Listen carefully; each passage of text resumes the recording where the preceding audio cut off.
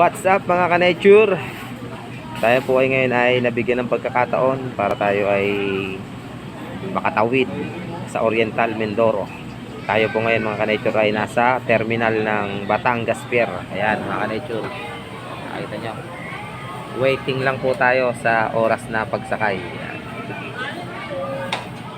Abangan nyo po yung mga susunod kong vlog. Ayan, andun po mga ka-nature yung daungan doon, yun. Andun po nakadaong ang mga barko. Sa ngayon po ay nakaikot muna tayo.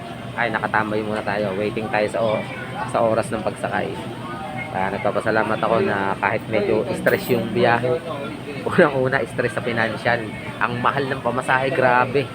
Grabe ang pamasahe kumpara sa mga nakaraang taon. Doble. Yung 1K mo magiging 2K na. Pero okay lang.